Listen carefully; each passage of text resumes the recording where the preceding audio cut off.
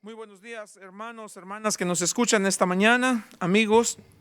Es una bendición estar de nuevo en este tiempo que hemos dedicado a estudiar la palabra de Dios y continuamos en nuestro estudio. De hecho, concluimos hoy nuestro estudio en el libro de Santiago y vamos a hacer solamente un breve repaso de los puntos más sobresalientes en la carta. Obviamente es una carta bastante breve, 5 capítulos, pero hay muchísimo que aprender en esta carta y por eso antes de que pasemos a otro libro quisiera en verdad que hiciéramos un repaso y resaltar ciertas cosas en algunos capítulos que son importantes y que se van a quedar con nosotros. Cada vez que hablemos de ciertas cosas vamos a acordarnos, sí, ya sé dónde está eso. En el libro de Santiago podemos ver ese punto y así tener más familiaridad con el libro, tener más confianza y tener más fresco en nuestra mente que hay ciertas cosas en el libro de Santiago que vamos a usar para el diario vivir. Cuando hacemos esto, entonces es fácil regresar. Cuando tenemos una conversación, cuando conocemos de alguna situación, cuando conocemos de ciertas cosas que pasan en nuestra vida o en la vida de nuestros hermanos en la iglesia o de conocidos, sabemos hacia dónde apuntar, hacia dónde dirigirlos y podemos decir, mira, en el libro de Santiago, y así podemos darle ayuda bíblica a una persona. Así que vamos a hacer este repaso y al final terminaremos con la importancia de mantenernos en la verdad, de mantenernos siempre sumergidos en la verdad, abrazando la verdad, conociendo la verdad, caminando en la verdad, viviendo en la verdad, proclamando la verdad y dando evidencia o testimonio de la verdad. Vayamos entonces delante del Señor que nos enseñe en esta mañana. Padre, en el nombre de Jesús venimos delante de usted a pedirle, oh Dios, que nos enseñe esta mañana en su palabra por su Espíritu Santo y nos llene de su fortaleza, de su sabiduría, para no solamente aprender esto que está escrito para nuestra enseñanza, pero también que nos dé esa sabiduría para aplicarlo. Queremos ser solamente, no solamente oidores, pero hacedores de su palabra, Señor. Y solamente usted puede hacer eso en nosotros. Si tenemos el deseo, usted obrará en nuestro corazón, porque usted honra a aquellos que lo honran a usted. La mejor manera de honrarlo es honrando su palabra. Así que, Padre, por favor, enséñenos esta mañana. Se lo pedimos en el nombre de Cristo Jesús. Amén. Entonces, el libro de Santiago se trata de el tema principal en la carta es una fe genuina. Una fe genuina se conoce en una vida piadosa, en una vida en rectitud, una vida justa. Una fe genuina nos va a dar como resultado una vida justa, una vida piadosa, una vida que va de acuerdo a lo que creemos. Siempre hemos dicho que lo que creemos determina cómo nos comportamos. La creencia determina la conducta. Y qué interesante, en el libro de Santiago es donde lo vemos palpablemente, lo vemos muy claramente y comenzamos entonces a leer y a aprender estas cosas y vamos absorbiendo, vamos digiriendo estas cosas y nos va moldeando. A veces uno no tenemos el tiempo de pensar en que lo que aprendemos, lo que tomamos de la palabra, del diario estudio de la palabra, ese deseo que tenemos no solamente de leer, pero memorizar y meditar en la palabra día y noche, como nos dice en el Salmo número 1, esas cosas eventualmente nos van a ir moldeando, nuestro pensamiento va a ser distinto, nuestra conducta, porque nuestra creencia ha cambiado, nuestra conducta va a ser distinta y eso es lo que Santiago nos dice. Una fe genuina nos va a dar como resultado una vida justa. Una fe genuina, una vida justa. Entonces, cuando llegamos a este punto de ya terminar la carta y todo esto, debemos hacernos una pregunta. ¿Qué tan genuina es mi fe? ¿Qué tan genuina es mi fe? ¿Qué tan genuina es su fe? Entendamos esto. Muchas veces nos damos por, tal vez, una seria equivocación, nos damos por pensar que estamos bien porque asistimos a una iglesia y eso es importantísimo. Nos damos a pensar que estamos bien porque ya no hacemos ciertas cosas que antes hacíamos. Y nos evaluamos en cierta manera como yo soy cristiano porque ya no hago esto y aquello.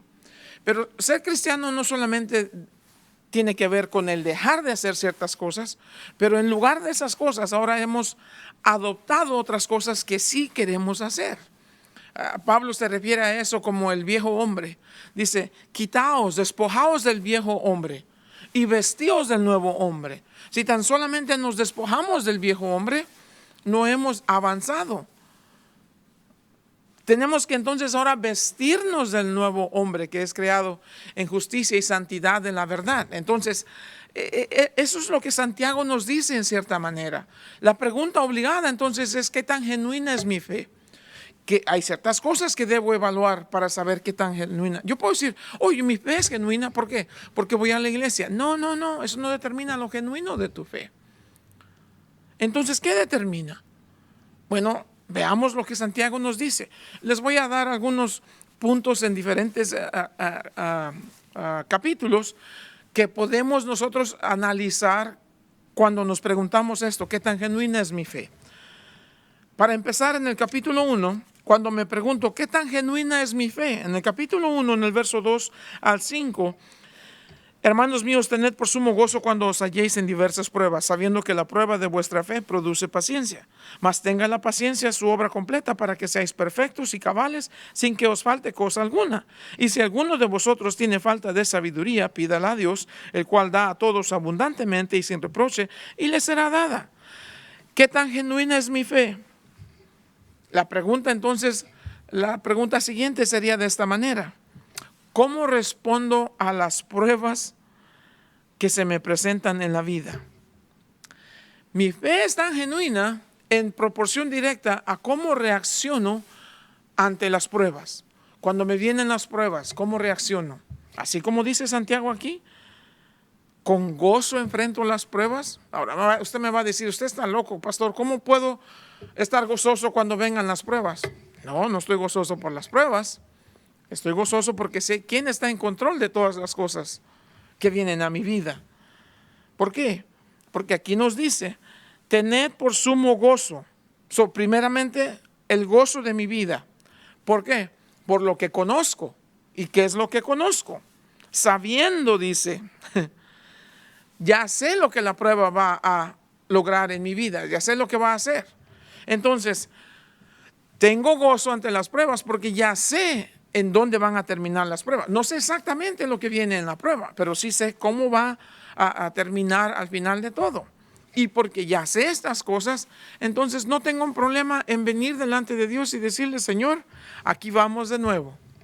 Aquí vamos de nuevo. Entonces, tengo gozo por lo que ya sé. ¿Qué sé? Que mi Dios es soberano, que está en control de todas las cosas, que nunca me deja, nunca me abandona y que hace que todas las cosas ayuden para bien de aquellos que le aman. Eso que sé me hace permanecer gozoso.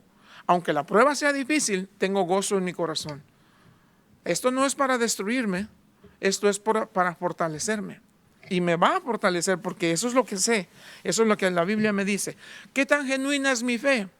Bueno, ¿cómo respondo ante las pruebas? Con gozo. ¿Por qué? Por lo que sé. ¿Qué hago? ¿Me someto a la voluntad de Dios? ¿Cómo me mantengo en esto? Orando. En esa relación íntima. Sí, una fe que es genuina hace que la persona se mantenga firme. Una fe genuina es un caminar firme. Una fe genuina, un caminar firme a través de las pruebas. Interesante. Punto número 2. ¿Cómo sé que mi fe es genuina?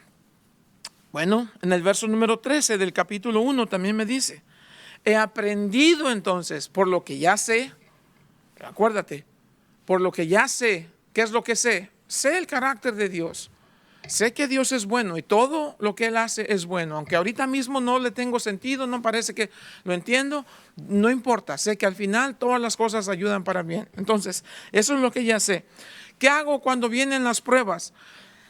Aprendo a resistir la tentación de decir, no, esto no quiero. No, esto puede ser. No, la tentación en mí, fíjate, la tentación en mí va a ser tan fuerte como fuerte sea mi fe. Si mi fe es firme, si mi fe es genuina, si mi fe es real por lo que ya sé, la tentación entonces no me va a desviar de lo que debo aprender. Ese es el asunto. ¿Qué tan genuina es mi fe? Bueno, en relación a si estoy aprendiendo a cómo resistir las tentaciones. Ya sé de dónde vienen las tentaciones. ¿De dónde vienen las tentaciones? ¿No vienen de Dios? ¿De dónde vienen entonces? Aquí en el verso número 13, cuando alguno es tentado, no diga que es tentado de parte de Dios, porque Dios no puede ser tentado por el mal, ni Él tienta a nadie, sino que cada uno es tentado cuando de su propia concupiscencia, de su propia ambición, de su propia codicia. Ya sé de dónde vienen. ¿De dónde vienen las tentaciones? Vienen de esos deseos malvados que a veces se anidan en mi corazón. No vienen de Dios. Vienen de esa concupiscencia, de esa ambición, de esa codicia. ¿Y hacia dónde me llevan? Bueno, aquí dice, entonces la concupiscencia, después de que ha concebido, da a luz el pecado, y el pecado, siendo consumado, da a luz muerte. Conozco el origen de las tentaciones, de mis pensamientos malvados, de mis deseos malvados, y conozco el curso que tienen las tentaciones. Ya sé. Esto no viene de Dios, y porque no viene de Dios no puede ser bueno. Esto viene de mis pensamientos, de mis deseos, de mi codicia, de mi ambición, de mis malos pensamientos. Y si le permito a esto que me lleve, ya sé a dónde me lleva, me va a dejar impregnado con pecado y después va a dar a luz muerte. Entonces, aprendo ya a identificar las tentaciones, sé de dónde vienen, sé cómo operan, pero también en el verso 16 dice, amados hermanos míos, no erréis, toda buena dádiva y todo don perfecto desciende de lo alto, del Padre de las luces, en el cual no hay mudanza ni sombra de variación. Él de su voluntad nos hizo nacer por la palabra de verdad, para que seamos primicias de sus criaturas. Entiendo entonces. Aprendo a identificar las tentaciones, de dónde vienen, de esos deseos malvados, pecaminosos, hacia dónde me quieren llevar.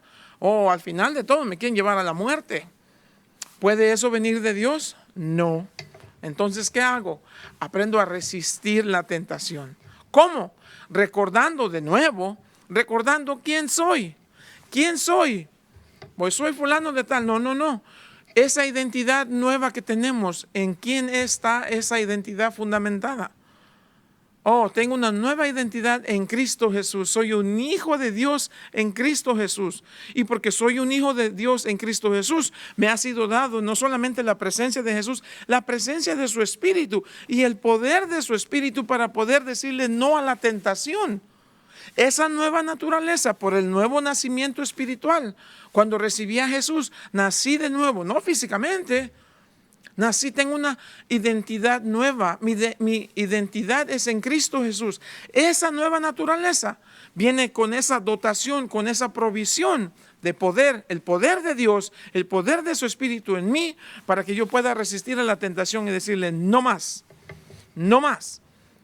La triste historia del mundo, las personas que no tienen una relación íntima con Dios, una relación íntima con Jesús, no recibieron a Jesús en su corazón, es que están completamente abiertos, vulnerables a los ataques y a las tentaciones que vienen con ellos. Como no saben digerir, no saben diferenciar, no saben discernir estas cosas, lo primero que viene es lo primero que agarran. Y no se dan cuenta que esas cosas no vienen de Dios.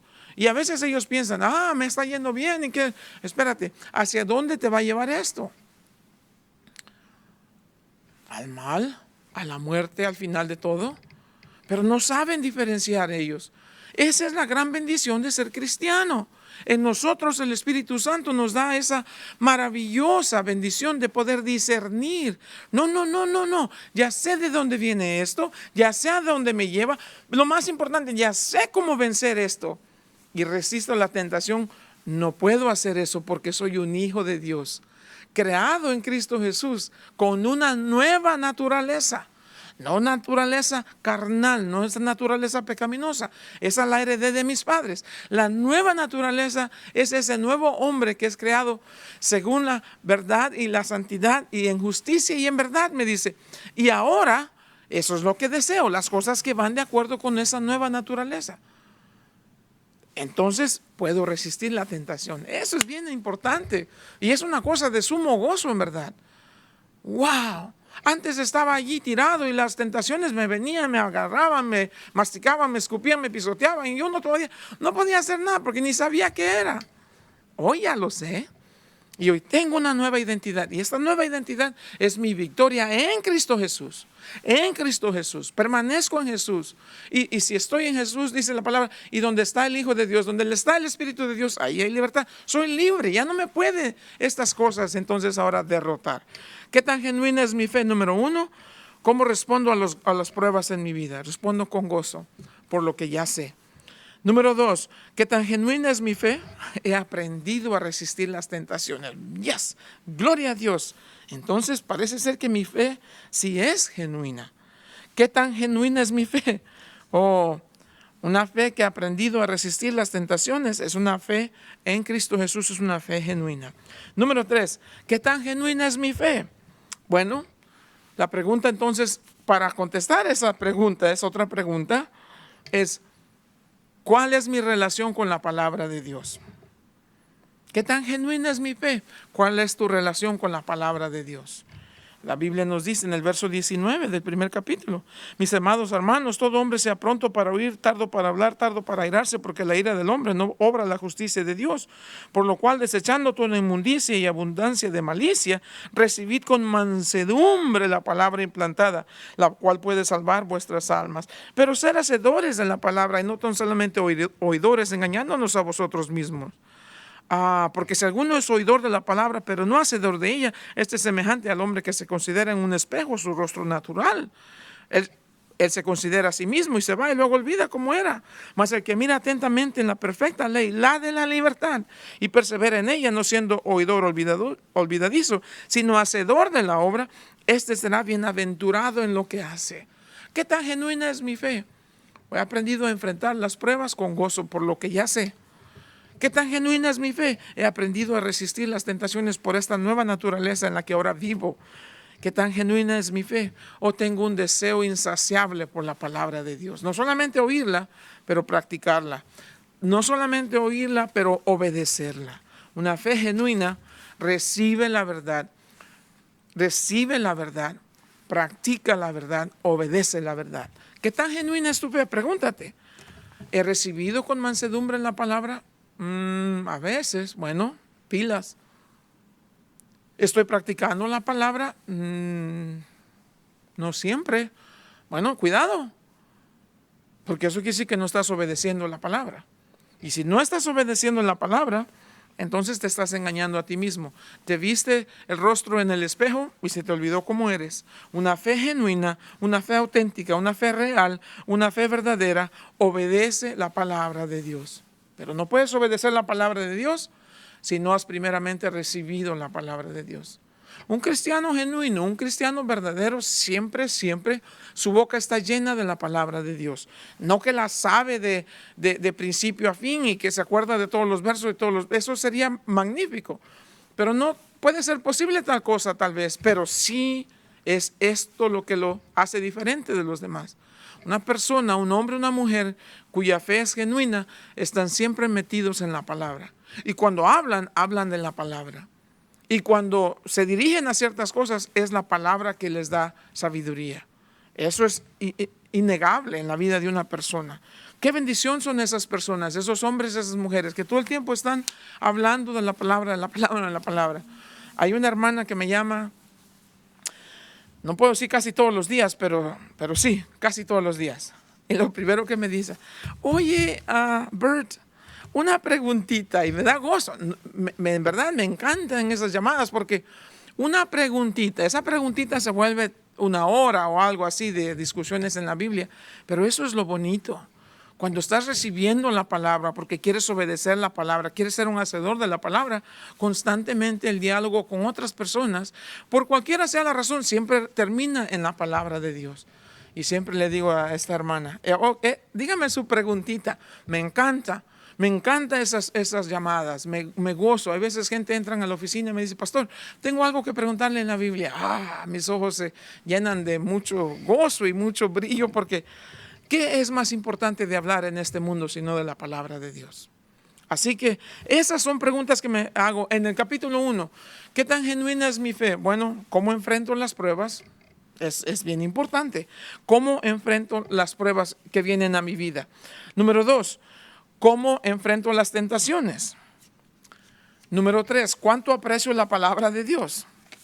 ¿Cuánto deseo la palabra? ¿Cuánto medito en ella? ¿Cuánto recibo la palabra? Es bien importante. Saltamos al capítulo 2. Otra pregunta que nos hacemos, ¿qué tan genuina es mi fe? Es cómo es mi trato con los demás. ¿Trato a las personas con parcialidad? ¿Hago acepción de personas? Es algo que todos tenemos problemas, en verdad. Todos tenemos un serio problema con el trato que a veces damos a otros. Y no es necesariamente porque estamos haciendo o obrando mal. Hay ciertas personas que nos hace más fácil convivir y compartir con ellas que otros. Y tal vez nos amamos por igual. Sin embargo, nos sentimos más libres. Podemos bajar la guardia con ciertas personas como no con las otras. Podemos confiar en algunas personas como no con otros. Y no deberíamos nunca tratar a una persona mejor que otra. Pero es una realidad, esa es nuestra naturaleza. Pero el punto sería que no tratemos a nadie con parcialidad. Nunca hagamos menos a nadie. Nunca favorecemos a alguien en intención de dañar a alguien. Nunca favorecemos a alguien aunque esté mal, porque queremos, nunca debemos obrar de esa manera. La parcialidad es inconsistente con la fe en Cristo Jesús. La parcialidad es inconsistente con la palabra de Dios, con la obra de Dios.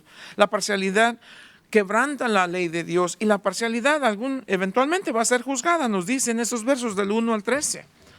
¿Cómo evitamos eso? Amar a Dios supremamente, amar a tu prójimo sinceramente. Amando a Dios supremamente, amando a tu prójimo sinceramente. Sé sincero, trata a las personas con sinceridad, con integridad de corazón. Así evitamos ser parciales. Quien sea merecen el mismo respeto en todos los ámbitos, en el trabajo, en la iglesia, en la oficina, donde sea. Donde quiera que estemos, tratemos a las personas con dignidad y con respeto. Aún los que nos odian, aún los que nos maltratan, aún los que nos persiguen, aún los que no son como nosotros, aún los que se burlan de nosotros, los que nos ofenden. Tratemos a las personas con dignidad. No controlamos, no tenemos nada que hacer como ellos nos tratan a nosotros. Lo que sí controlamos es cómo reaccionamos al maltrato, a la humillación, al desprecio. Y eso tiene que ver con mi fe siendo genuina. Si mi fe es genuina, voy a tratar a todas las personas con dignidad y con respeto. Así de sencillo. Capítulo 3, entonces. Podemos sacar muchas cosas más, pero solamente quisiera resaltar algunas de estas cosas como en este repaso. Capítulo 3. ¿Qué tan genuina es mi fe? ¿Qué tan real es mi fe? Bueno, ¿qué tanto control tengo sobre mi lengua? Y el capítulo, por lo general, habla de eso. ¿Qué tan capaz soy de controlar mi lengua? Ahora, la Biblia dice, la lengua dice, no puede ser domada por hombre. Eso es lo que dice. Sin embargo, puede ser traída bajo completa sumisión al Espíritu Santo. Vaya, nuestra lengua no puede ser domada por ningún hombre. No puedes. Pero sí puedes someter tu lengua al control absoluto de Dios en tu vida. Una fe genuina, una fe real se evidencia, se pone en manifiesto por el control que tenemos sobre nuestra lengua. Y eso es importantísimo porque en el círculo familiar muchas veces tenemos desacuerdo con los hermanos y sucede en las mejores familias. Y a veces hablamos y a veces peleamos y a veces discutimos y a veces no estamos de acuerdo y a veces nos podemos poner en una discusión seria. Cuidado con lo que decimos. Podemos hablar cosas que te odio o ya me tienes cansado. No. Es correcto hacer externo lo que sentimos en nuestro corazón, pero es importante que eso venga seguido inmediatamente de, sin embargo, aunque te digo lo que te digo, aunque no me gusta, aunque me ofendiste con lo que me dijiste, hermano o hermana, aun cuando me hayas lastimado en eso, sin embargo, tengo que decirte esto, te amo. Y no tengo nada, no voy a guardar recelo, no voy a guardar rencor. Lo que ellos hagan es asunto de ellos. Pero tú debes de seguir cualquier cosa en el ámbito familiar. Puede ser con la esposa, puede ser con los hijos. Ojalá no llegues a ese extremo. Pero si llegaras a esa circunstancia, que tus palabras cuando salen de tu corazón, porque eso es lo que sientes, eso es lo que te duele, eso es lo que te lastima. Al externar estas cosas, que vayas siempre seguido de, sin embargo, te amo. Y si te ofendo con lo que te digo, perdóname. Solo quiero que nuestra relación sea mejor. pero tengo libertad de decirte lo que te... No para ofenderte, no para lastimarte, no para ponerte abajo, no. Porque me molesta que la relación entre nosotros esté quebrantada. Y debemos hablar la verdad en amor, pero hablar la verdad. Y la verdad muchas veces incomoda, obviamente, pero siempre debe ser seguida. Sin embargo, que no se te olvide que te amo. Y si te ofendo, perdóname. Si me perdonas o no es asunto entre tú y Dios, pero yo no voy a guardar rencor contra de ti. Y si te dejan de hablar o esas cosas, tú sigue de todos modos llamando, sigue ofreciendo, sigue presentando y diciendo, ¿sabes? Yo no voy a permitir de este lado mío, acá de este lado, lo que a mí me corresponde, yo no voy a permitir que raíces de amargura crezcan en mi corazón. Por eso te estoy llamando. Por eso quiero continuar el diálogo. Es importante esto, muy importante. Aprendamos a controlar nuestra lengua. Si no aprendemos a controlar nuestra lengua, Santiago nos dice en el capítulo 1, verso 26, dice, si alguno se cree religioso entre vosotros y no refrena su lengua, sino que engaña su corazón, la religión de esa persona es vana. Mira lo que dice la Biblia. No digas que eres cristiano, no digas que eres religioso, no digas que eres lo que seas, evangélico, como te quieras llamar. No digas que eres y no tienes todavía tu lengua sujeta al control de Dios sobre de ella. Una lengua que no te haga maldecir, que no te haga herir, que no te haga hablar por causar mal, por causar dolor, por causar de eso. La fe genuina tiene control sobre su lengua. No nuestro control, es el control de Dios sobre nosotros. Una fe que es genuina ejerce control sobre lo que dice. Y luego en el capítulo 3 todavía, al final, nos va a decir, es importante esto, ¿por qué? Porque nuestra lengua da testimonio de lo que hay en nuestro corazón. La lengua solamente es, por así decirlo, la cubeta que saca agua del pozo que es nuestro corazón. Nuestra lengua dice clarito lo que hay en nuestro corazón. Y lo que hay en nuestro corazón puede ser dos cosas, sabiduría terrenal o sabiduría celestial. La sabiduría que es de lo alto o la sabiduría que es de la tierra. Y la Biblia es clarita cuando hablamos de eso, nos dice, esa es sabiduría terrenal, animal y diabólica. Y me recuerdo que fuimos a profundo acerca de estas cosas, lo que está sucediendo hoy en día. ¿Qué tan genuina es mi fe? ¿Qué tipo de sabiduría se evidencia en mi conducta? ¿Cómo sabemos si es sabiduría terrenal?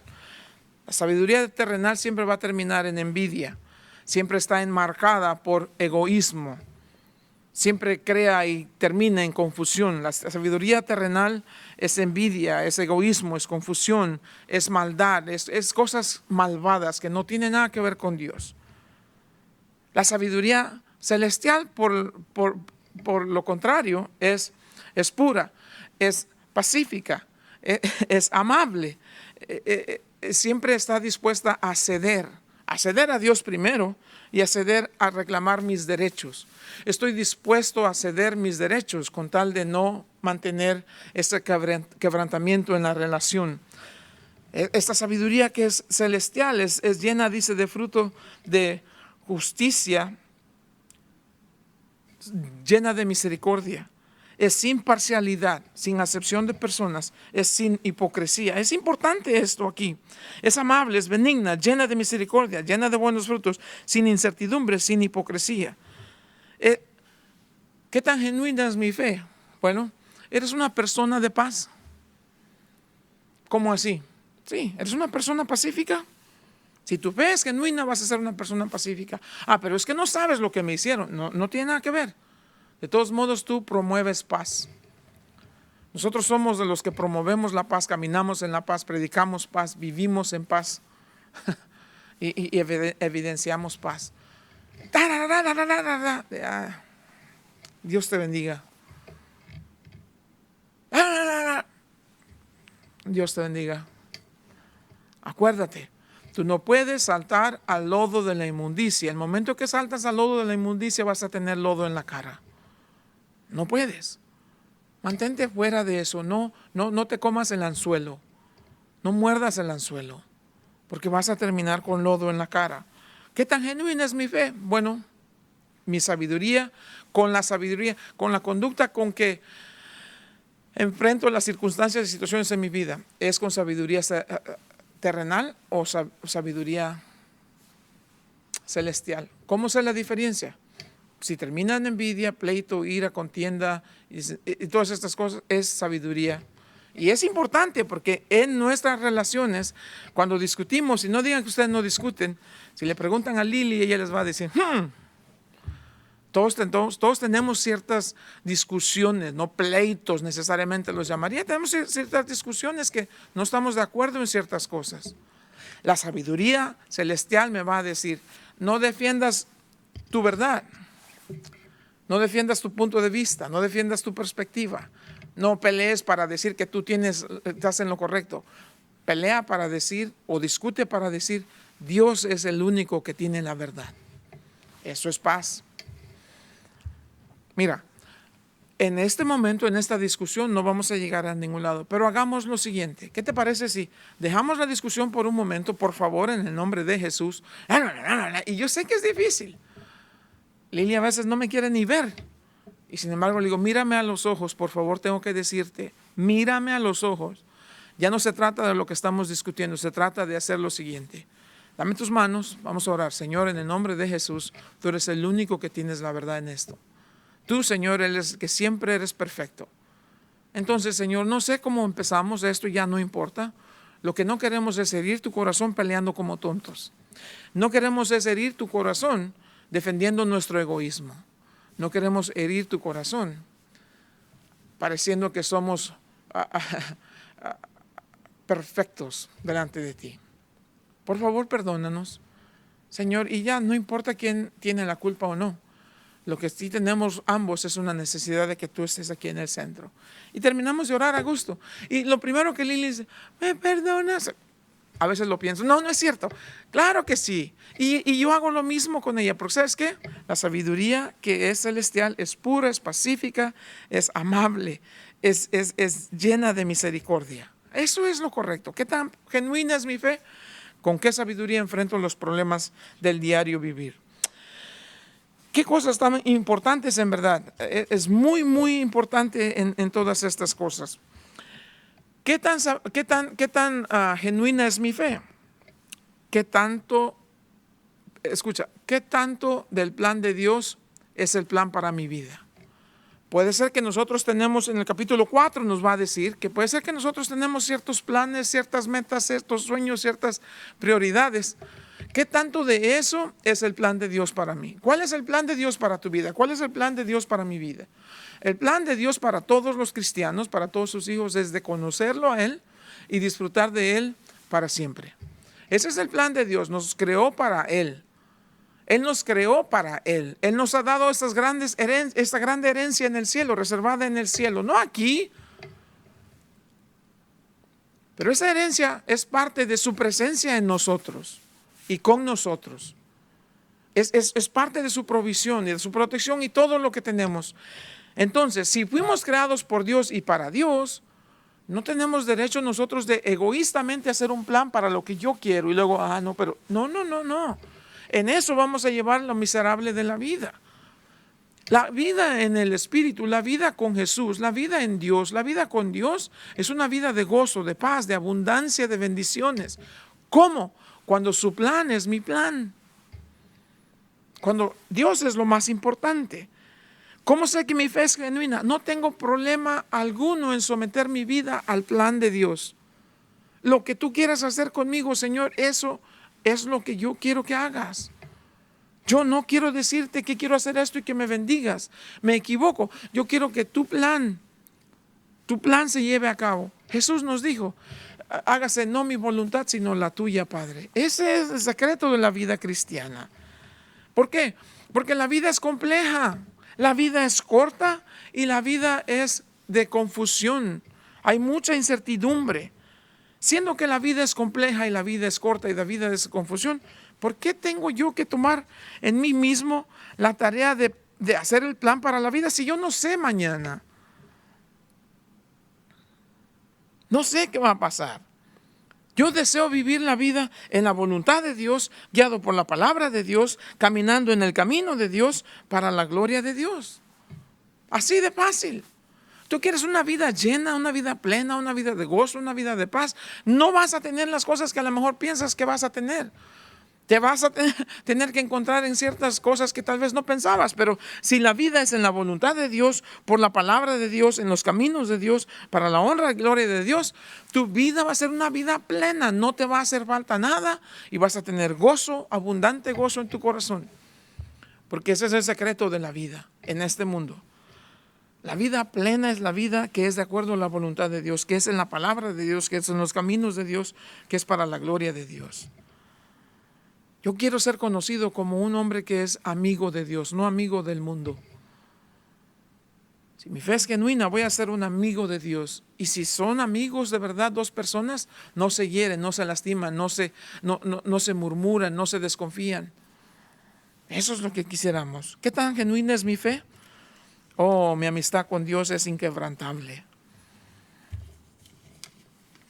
El deseo por la voluntad de Dios es lo más importante en mi vida. Eso es lo que nos dice el capítulo 4.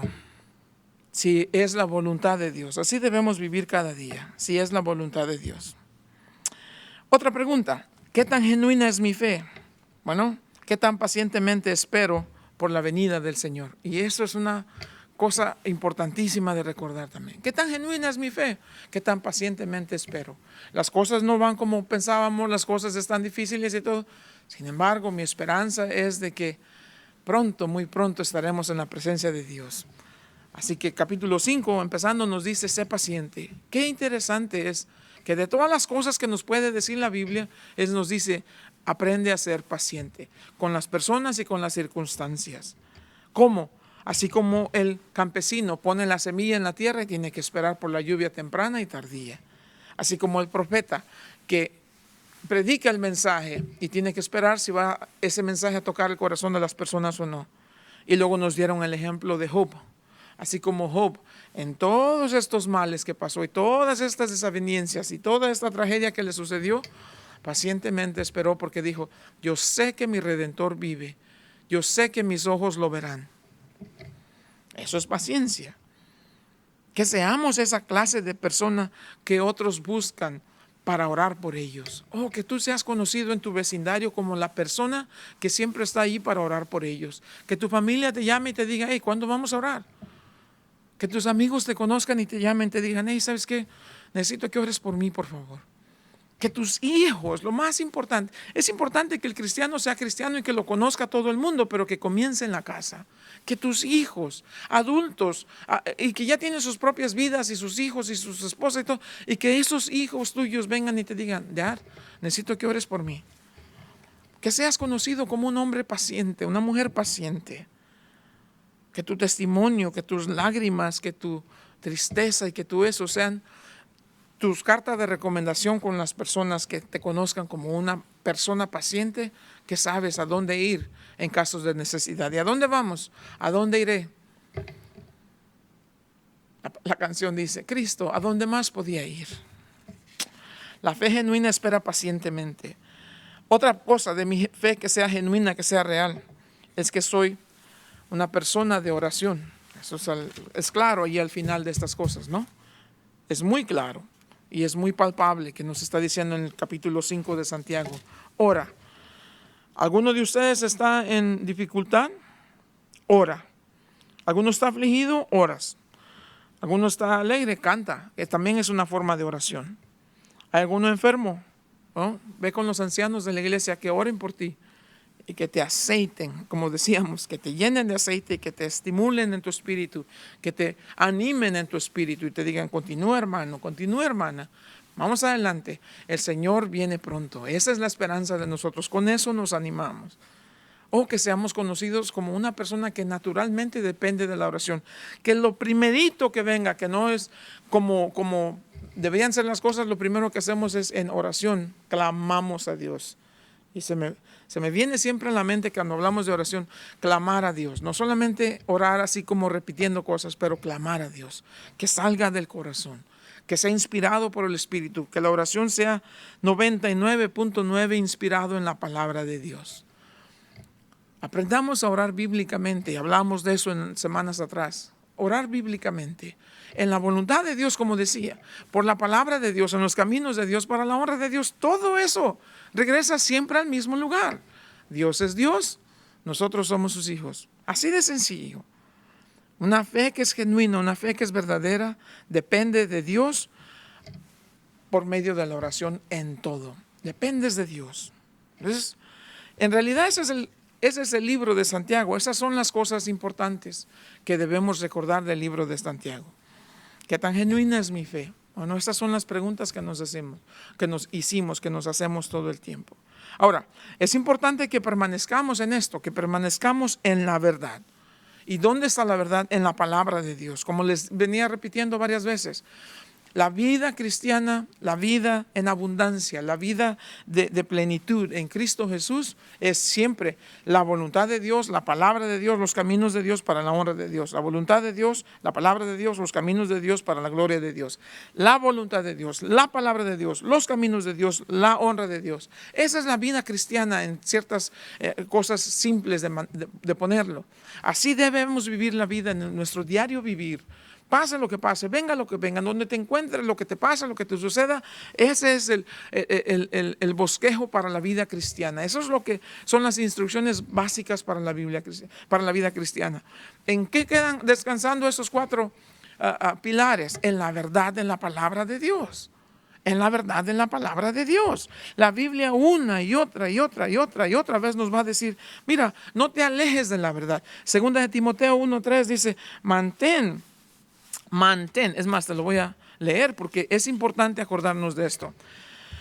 Es importante que nos recordemos de las instrucciones de la Biblia para cómo vivir la vida cristiana. Retén la forma de las sanas palabras que de mí oíste en la fe y amor que es en Cristo Jesús. Retén este libro, aduéñate. Hazte cuenta que te lo vas a devorar, que llene tu mente no solamente, pero tu corazón, que descanse en tu corazón, que salga por medio de tu boca, que lo que ves en el mundo alrededor sea un filtro de la palabra de Dios. Todo lo que sucede, ¿qué dice la palabra?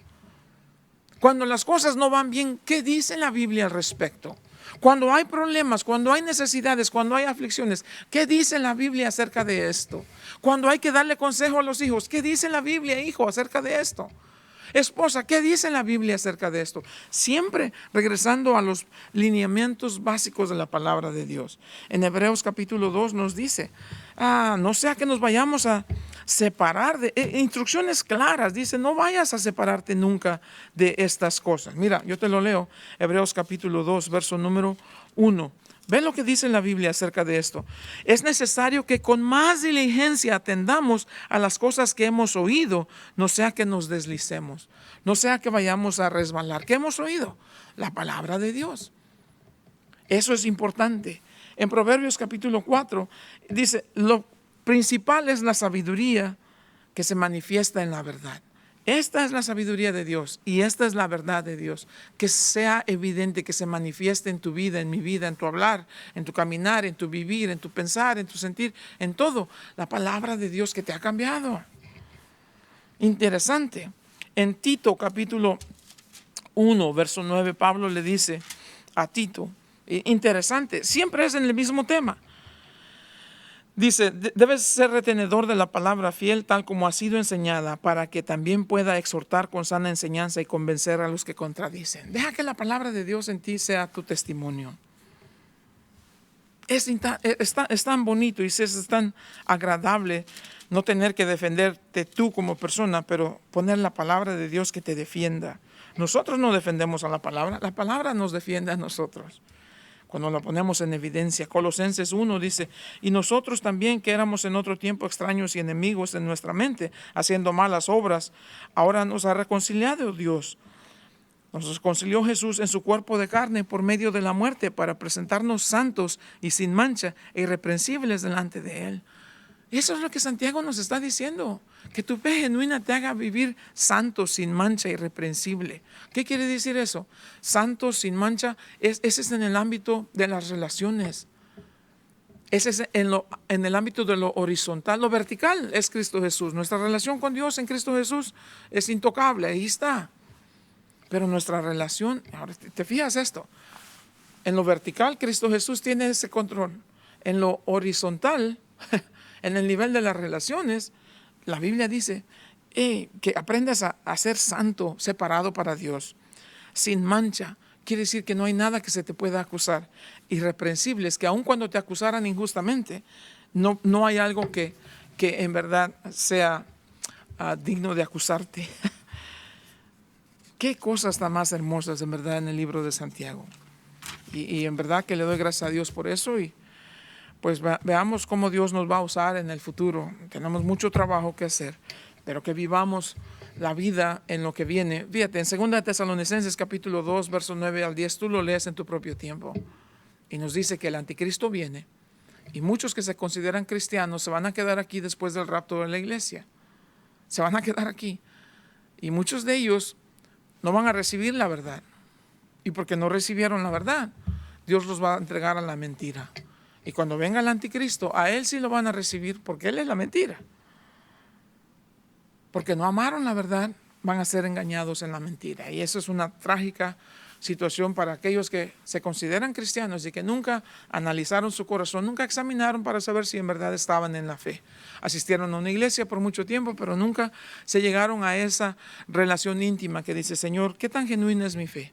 ¿Cómo reacciono ante las tentaciones? ¿Qué tanto deseo tengo por tu palabra? ¿Cómo trato a los demás? Señor, ¿qué tan paciente soy con las pruebas y las tentaciones? ¿Me dejo llevar fácilmente por las tentaciones? Y todas estas cosas que nos preguntamos, porque eso es ser estudioso en la Biblia, no solamente que lo oímos, obedecemos la verdad. Y si obedecemos la verdad, 2 Corintios 4 dice que vamos a poner la verdad en manifiesto. La gente nos va a conocer. Esa es una persona que siempre anda en la verdad, conoce la verdad. Hablamos la verdad. Para hablar la verdad necesitamos obedecer la verdad nosotros mismos, y tenemos que amar la verdad. Hablamos la verdad en amor, capítulo 4 de Efesios nos dice. Y damos testimonio de la verdad. Conocemos la verdad, amamos la verdad, caminamos en la verdad. Y así Jesús nos dice: yo soy el camino, en medio yo soy la verdad, en el lado yo soy la vida. No hay camino sin la verdad, no hay vida sin la verdad. Quita la verdad, no hay camino, no hay vida. La verdad es central para estas cosas. Si nos mantenemos así, nos vamos a siempre encontrar en el centro de la voluntad de Dios.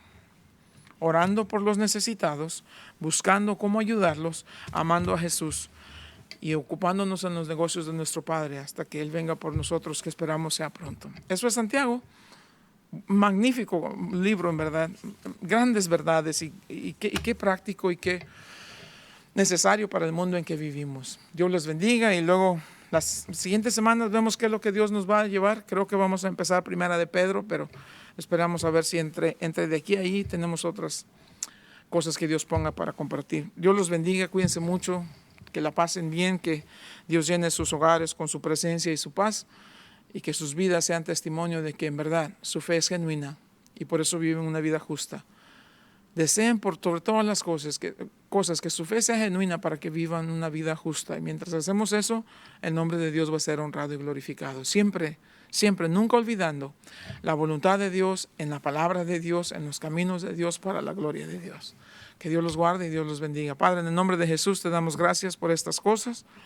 Continuamos caminando en este mundo de incertidumbre, de maldad, de injusticia, pero eso nada nos mueve. Nuestro deseo es inquebrantable, Señor. Queremos vivir para tu honra y para tu gloria, caminar en tus caminos, permanecer en tu palabra, hacer tu voluntad. Así de sencillo, así de simple, Señor. El poder viene de ti, la sabiduría viene de ti. Nos entregamos a ti, nos rendimos a ti para que tú seas glorificado en todo lo que hacemos y en lo que decimos. Que tu nombre sea honrado y glorificado en todo. En el nombre de Cristo Jesús. Amén.